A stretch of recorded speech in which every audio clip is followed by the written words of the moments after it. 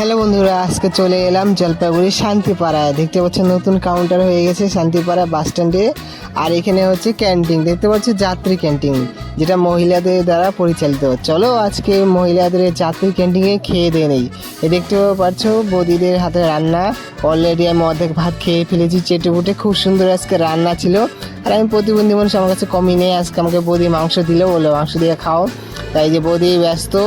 হ্যাঁ, আর তারপরে আবার ভাত দিল বৌদি। দেখতে পাচ্ছ কতখানি ভাত আজকে হচ্ছে। এই যে ভাতের সাথে দেখতে পাচ্ছ মাংস আছে। তো আজকে রোদ্দু ছিল পুরা, রোদ্রের মধ্যে খাওয়াটাও পুরা দেখতে পাচ্ছ। থালা একবারে চেটে উঠে খেয়ে নিলাম। আর তার সাথে ছিল হচ্ছে হাড্ডিগুলো, সেগুলো কিন্তু খেয়ে নিলাম। তো আজকে কিন্তু খাওয়া দাওয়ার পরে থাল একদম পরিষ্কার করে রেখে দিলাম, দেখতে পাচ্ছ।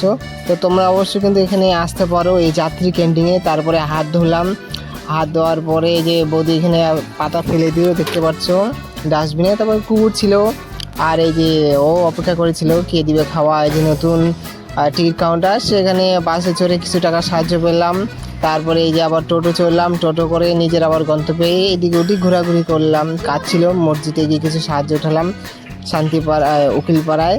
তারপরে সেখান থেকে দেখতে পাচ্ছি সেখানকার বাজার ঘাট আজকের পরিস্থিতি। পুরো রোদ ছিল, চারিদিকে রোদ্দুর, ধুধু ঠাঠা পুরো রোদ্দুর। আর কাস্টমার খুবই জনসংখ্যা কম ছিল চারপাশে।